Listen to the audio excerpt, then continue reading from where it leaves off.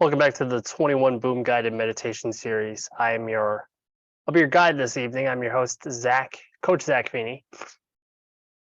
For some people, the instructions I'm giving here these last few weeks can seem like a lot to keep track of and a lot of doing.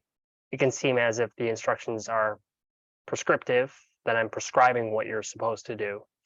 I have to keep track of all these things in my body, my breath, my feelings, my thoughts, my attitude now. Give me a break. All this stuff, that's all this is doing. The instructions are not meant to be so much prescriptive. They're meant more to be descriptive, meaning that if you're present, these are the areas of your life that you will tend to notice. It is up to you to understand it. It's up to you to be open and to be really here. Then you will notice your breath, your body, your feelings, your thoughts, and hopefully your attitude as well as the mind. The classic description for a human being, or the metaphor for a human being, is a one room house. The one room house has 5 windows and a door. There are 6 sense doors. The 5 sense doors we have in the West, and then Buddhism posits a 6th sense door, which is a sense door that perceives what goes on in our minds or thoughts. The house has 5 windows and a door. Imagine that in the middle of the house, there's an easy chair and you're sitting there. You're sitting there quite relaxed and at ease, nothing to do, nothing to get, nothing to be, just sitting there. The windows are open and the door is open. Coming in front of the door is a stray cat. It peeks its head in the door and then goes away. A bird lands in the windowsill, looks at you and flies away. A squirrel runs across the door and you see the deer in the yard or something. The various animals come and go. The neighbors walk by. They all come and go. You could stay in your easy chair and just watch what comes to the door, or you could get up and follow something out into the yard, or you can get up and peer out at the deer. What's out there? You can get involved with what's out there. The instructions for meditation is to just stay in your easy chair and let things simply appear at whatever door or window they appear in. Let them be there. Notice them when they're there, and when they go away, let them go. The emphasis is on being at ease. You're not trying to accomplish anything. You're not trying to force your meditation to become anything, but staying at ease and allowing things just to occur in an easy way. All kinds of things will happen. There will be a sound outside. Let the sound come to you. You don't have to go to it. An itch will occur. Let the itch arise. You don't have to do anything about it. Just let it be there. Be present for it. See it when it's there. A thought arises. Just be aware of the thoughts. A sensation in your body arises. Be there for that. The trick is to try to stay in your easy chair. Some people can't stay there. They are so restless or so eager to fix things or do things or accomplish things that they'll get up and get engaged. Some people have other strategies. They just turn the chair around and face the wall. They don't want to deal with anything, even what comes through the door. The idea is to stay present. When something is at the door or window, be really present for it. Take it in. Allow it to be there. Offer your presence to it. When it goes away, let it go away. The analogy of sitting in an easy chair doesn't work so well if the mind is really scattered. The mind is wandering off in thought all the time. You need to have some kind of stability in order to stay in that easy chair. That's why we use the breath as the foundation of meditation practice. One of the functions of the breath is to create stability and help the mind calm down and help the mind not be so scattered running around after all these thoughts. It may take a while for the mind to calm down. Once the mind is calmed down, you metaphorically take the easy chair and allow things to arise and pass as they wish. We call this choiceless awareness. You don't choose what arises. You don't choose what you pay attention to. Once you're here and present, you allow choicelessly whatever arises to be there. You're not in conflict with anything. You're not trying to manipulate anything or hold on to anything, just letting things be. In that radical letting things be, you let yourself be. Many people don't have much experience with letting themselves just be. We're always trying to fix ourselves or improve ourselves or defend ourselves or whatever. Just be. Then the meditation practice unfolds and deepens with the sense of beingness, with that beingness. So let's try it. Take a meditative posture. It is just a metaphor that you sit back in an easy chair. You're supposed to take a good alert posture for this. Part of the reason for that is that in the long term, you can actually get more relaxed in your body if you have an upright posture that you can than you can if you lean against the easy chair. It is counterintuitive, but it's the case. Be a little bit careful with your posture. Notice your spine and let your spine be a little bit straighter, more alert and upright than maybe you would have it. Some people find it helpful to wiggle or rock back and forth a little bit when they first sit down to help settle into your body, be connected to your body. And because after a busy day, people's minds are often scattered and preoccupied, there's a number of things we can do to help us arrive here and now. And one of those things is to take a few long, slow, deep breaths, using the big in breath as a way of connecting to yourself physically. And as you exhale more fully, relax and let go. As you exhale, settle into your body, settle into your seat or chair. One of the things we're trying to do is have our mind and body be at the same place at the same time. If you're thinking about earlier today or what's happening tomorrow into fantasy land, and your mind, we say, is elsewhere, not here where the body is, you can't bring your body to the past or the future. What we can do is bring the mind here into the body so that they are coordinated, they are working together. Mind and body in the same place at the same time. Then letting yourself breathe normally. It can be helpful to scan through your body to see if there are any obvious places you can soften or relax. You can soften your belly so the belly hangs forward. Some people find it helpful to soften around the shoulders and the shoulder blades. If there is any holding in the area of the hearts, you can soften around that. Some people carry tension in their face, their jaw, their forehead. Relax it if you can. If you can't relax it, maybe you can soften around it.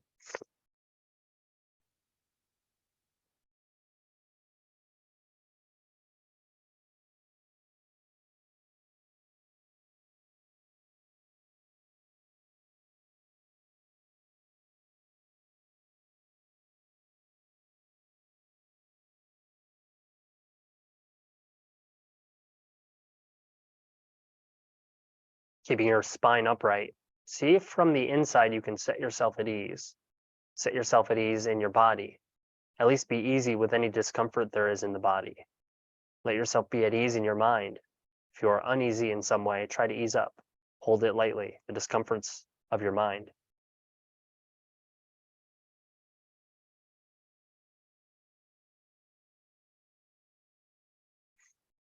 Then connect to your breathing. Notice how your body experiences breathing. See if you can hang in there, tracking one breath after another, allowing the breathing to help settle you, quiet you, bringing you into the present. When the mind wanders off in thoughts, gently bring it back to the breathing. Begin again with mindfulness of breathing. Like a small flat rock slowly sinks into the water to the bottom of the lake, let yourself ride or watch the breathing, as if it's a little rock that's letting you settle into the floor of your being here and now.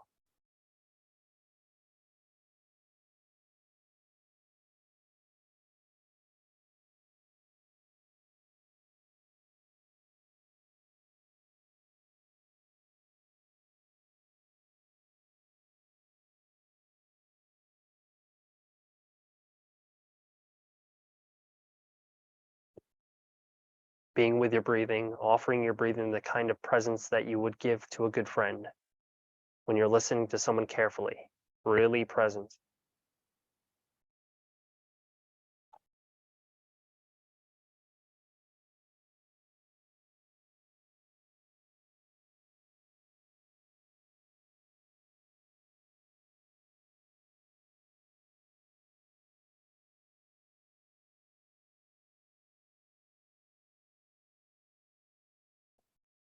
Continue to stay with your breathing. When some other experience becomes compelling or arises strongly, see if you can stay in your easy chair and allow it to arise at the door or the window. Let it be there. Be present for it however long it wants to stay. Be present. When it goes away, let it go.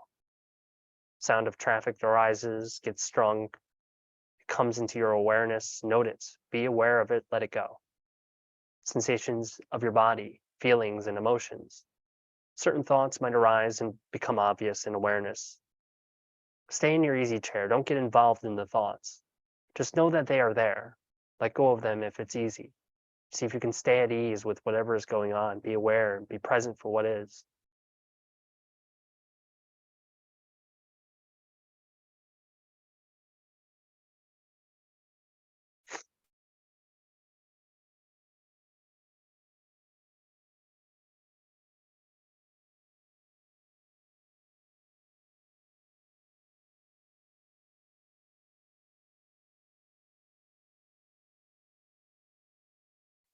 Find yourself drifting in thoughts. Notice how different it feels to have been drifting in thoughts compared to knowing it clearly, being present for that. Whenever you can, keep coming back to presence, to awareness, to what is. In the middle of it all, breathing in mindfully, breathing out mindfully.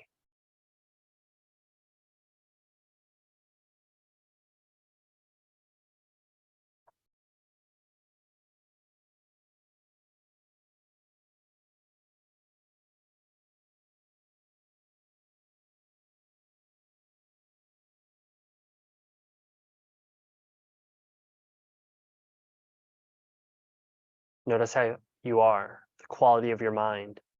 See if you can notice a difference between letting the mind be whatever way it is, your attitude, whatever way it happens to be, without awareness versus really being present and knowing this is how it is, being mindful.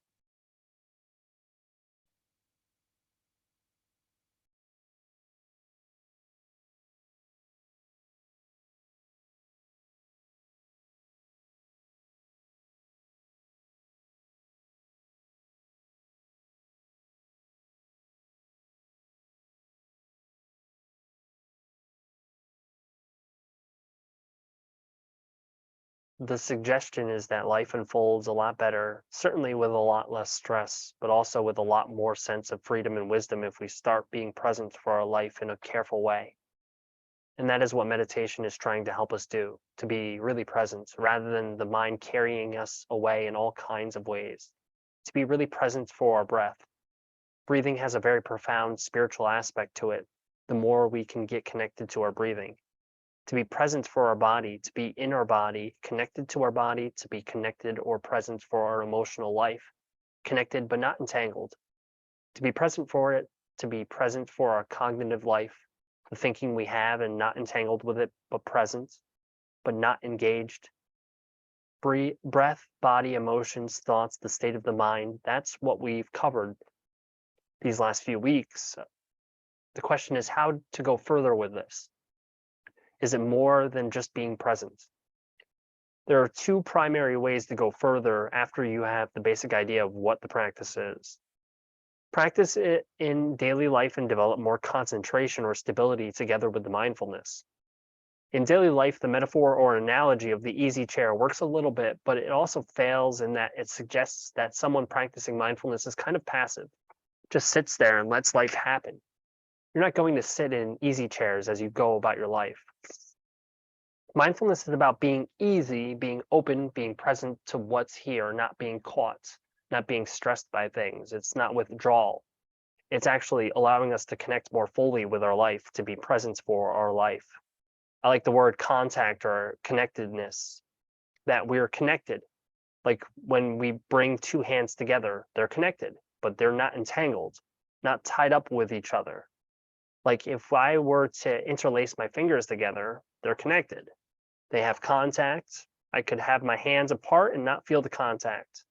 The presence of mindfulness is the quality of being really present, almost like you're making contact with whatever the experience is. Even if you're present listening to someone else talk, you're not necessarily touching them physically, but you're there in some way that you're really there, present for that. Your mind isn't wandering off into thoughts, planning what you're going to say next or caught up in judging them. You're just there, fully there, present. Life tends to unfold a lot less stressful when much greater ease, with much greater ease when we are present for our life as we go about it. A big part of deepening mindfulness meditation practice is to begin applying or doing that practice in daily life as well, not limiting it to meditation. In fact, we say that the line between the mind when it meditates and the mind when it's going about its life is an arbitrary line. There is no real difference. It's the same mind.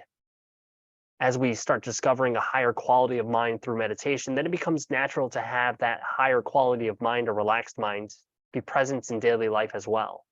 Then bring that same mindfulness practice to daily life, be present for our lives, pay attention to what's going on here and now. Now, there are a variety of ways this could be done, but to give you a little example of how this can be done, practical ways, some people have found it very helpful to put stickers on different places in the house, like on the phone or the light switches or on drawers, door handles, different places. When they see those stickers, those dots, they say, oh, pay attention, what's going on right now? Or some people, when their phone rings, some people's attitude towards the phone ringing is that it is important to answer the phone as soon as possible. The fewer rings, the better. I don't know why. A mindful approach would be let it ring for a few times. People aren't going to hang up after 3 or 4 rings. Let it ring and take 2 or 3 rings to be present. Check in with yourself. How are you right then? What's happening here and now? How are you feeling? How are your concerns? What are your concerns? When you have a better sense of who you are when you enter into the conversation with someone on the phone, you'll be more connected to yourself and thereby more connected with them. Find out what's going on. For a long time, I used door frames as my mindfulness cue reminder. Whenever I walked through a door frame, I was walking into a new space. I would use the door frame. Oh, what's happening? Sometimes I would pay attention to what was happening with me, and I would be surprised. Oh, I didn't know I was rushing. I didn't know I was feeling that way. I didn't know I was not paying attention. Sometimes I would pay attention to the room I was walking into. What's happening here? What's going on? Some people use different things as cues, as reminders. Bring yourself into the present moment and notice what's happening here. Another thing that people have used when they're driving a lot is traffic lights.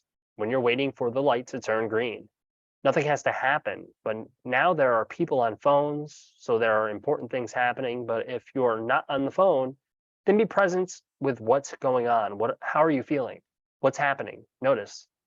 Practice noticing, practice mindfulness. You don't get deeply calm, but you just notice.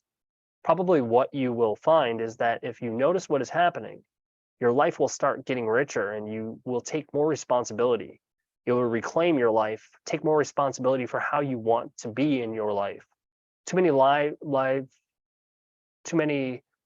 live their life without taking any healthy responsibility or choice about how they want to be. They're just kind of rushing and doing this and that and letting the mind drive the show. If you stop and pay attention, you have a chance to make some choices. So you're driving your car, you stop at the red light, and you find yourself really impatient for the light to turn green. Is that how you want to live your life? By being present, you can ask yourself that question. If your answer is yes, then go be impatient, but not near me when you drive. Maybe you say, this is not how I want to live my life. What difference does it make? How does it help things while I'm waiting for the light to turn green? Maybe I can breathe deeply and relax for these few seconds. As we bring more presence, we have more choice. As we have more choice, we can look and make choices that are wiser, better for how we want to live our lives, how we want to engage with things. Some people like to practice mindfulness in conversation. There's a lot to be discovered about yourself if you pay attention to how you are in conversation. One thing to discover maybe with some people is how little they really listen. Listening sometimes is considered a synonym with mindfulness. The qualities you need to really listen well are the same qualities needed to be mindful well. So you may experiment in a conversation with people to be in more of a listening mode. Be a good listener as opposed to a good speaker. Do you notice that you interrupt? Do you notice that your opinion is more important than what you're hearing?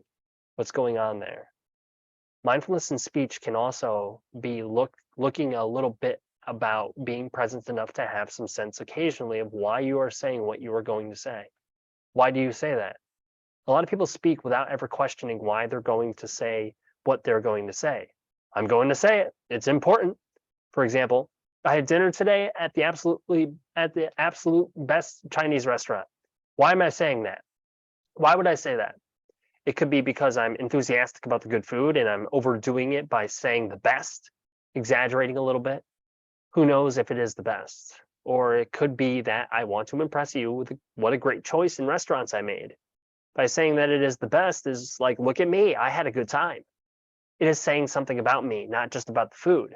Maybe that is a silly example, but why do we say what we say? To be present for yourself and notice what your thoughts or feelings are gives a lot of information, and sometimes that information will save you from a lot of mistakes. It said that it takes years to make a good friend and one sentence to lose the friendship. Be careful, be present, and make wise choices. Some people find it very helpful to extend mindfulness to daily life because it helps keep their life calmer, more peaceful. Some people choose particular activities to bring more mindfulness to. Some people like to drive mindfully. That is a quality time to be with yourself. Turn off the radio and turn off the cell phone for sure. This is quality time to be present. It is probably helpful for the drivers around you too.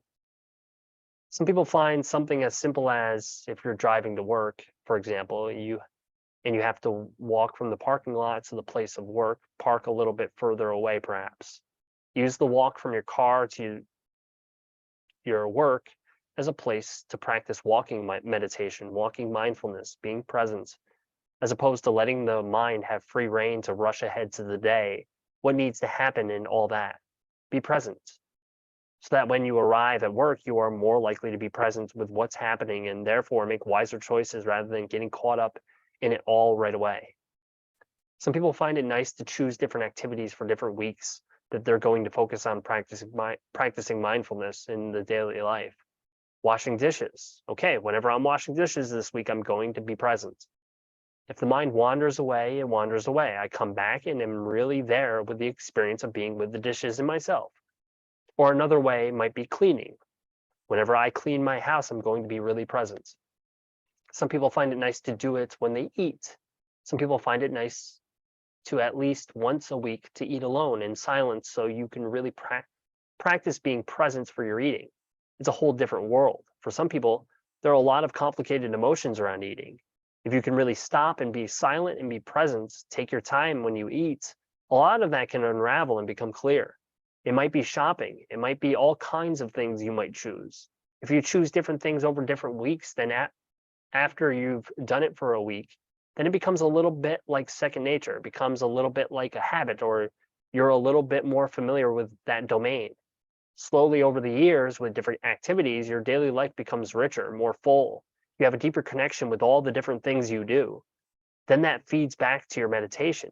You continue doing your daily meditation practice. The more you practice mindfulness in daily life, the stronger your meditation practice becomes and the more it supports it. That's very nice. That's one whole way to develop mindfulness. Practice applied to daily life, not just meditation.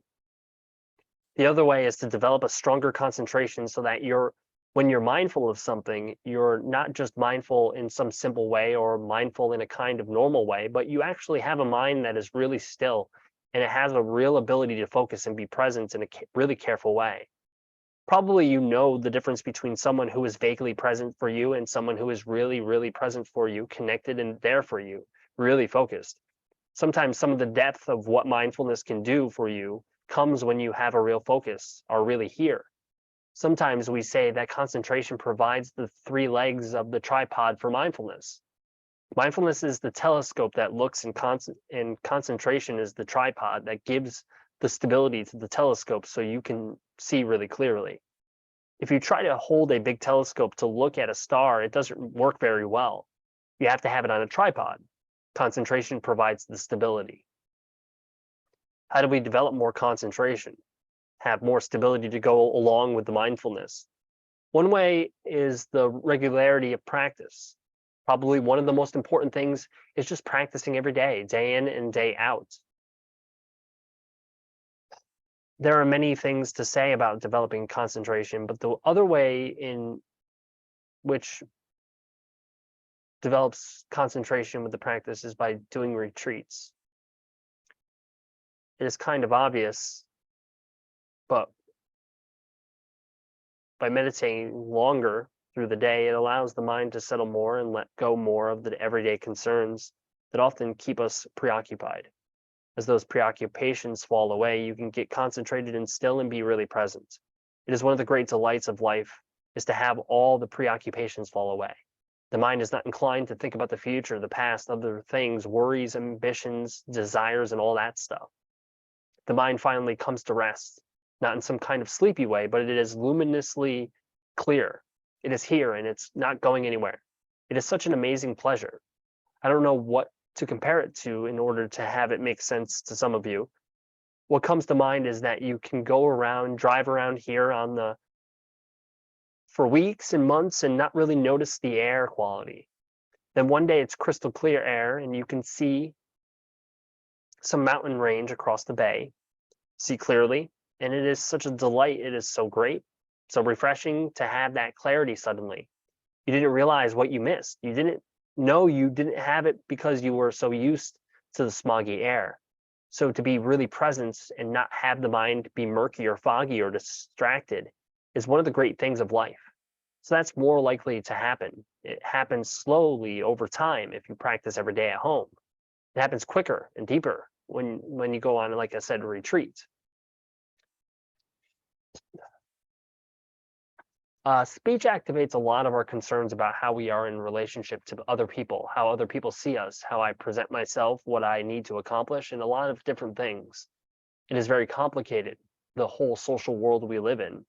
By not engaging in speech for a length of time, it allows a lot of the social concerns and obsessions and neuroses to fall away. So it's easier to settle into a deeper, quieter, more intimate place with ourselves.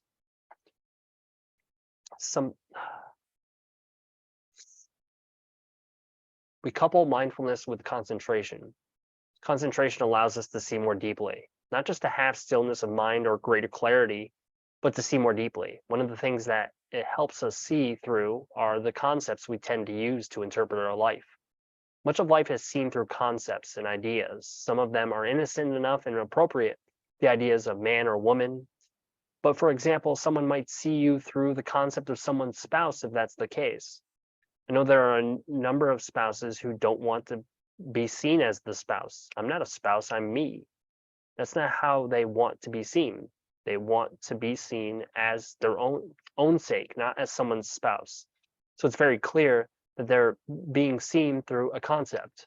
Probably all of you have had the experience of being seen through someone else's concepts. Maybe they have pegged you from some past experience. Once, just once, you were a little bit irritated and that person happened to see you that day. Now they always relate to you as the angry one. But there's a lot of pain in our society because of how people see each other through concepts, ideas, judgments, and all of that. And we see ourselves that way through concepts and judgments. We have all these opinions of how things should be, and we see things through the opinion of how things should be. Opinions, concepts, stories. The mind is a story maker, opinionated thing. Part of the function of mindfulness is to help us cut through all the concepts, all the shoulds, and all the interpretations so we can see what is really here.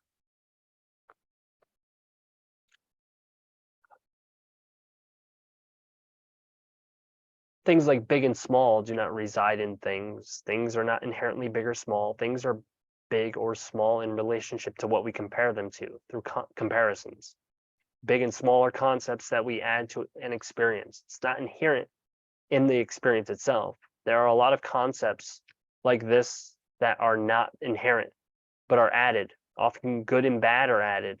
It turns out that a lot of the ways in which human beings tend to suffer around their sense of self, about who they are, belong to the category of comparison, comparative concepts. I'm not short enough. I'm not tall enough. I live in Japan for a while and I was too tall. I felt awkward. I know people who are short and they think I'm too short. What mindfulness can help us do is to see concepts for what they are, not buy into them if they're not useful, not be caught by them. It really helps if we're concentrated and still so we can really have a penetrating ability in the mindfulness.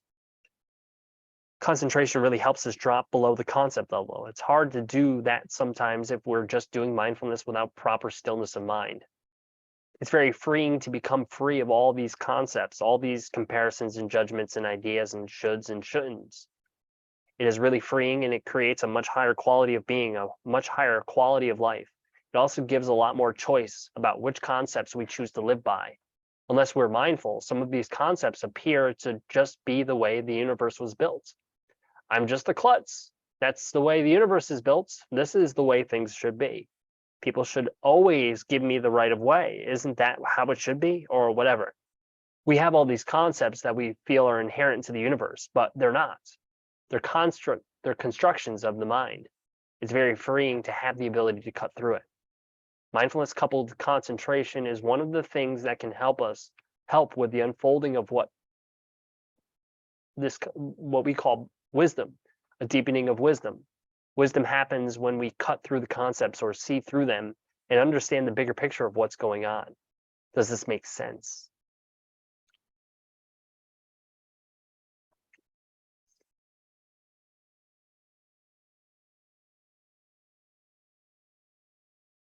I want to say a couple more words and then we'll cut this. Just a couple of simple things.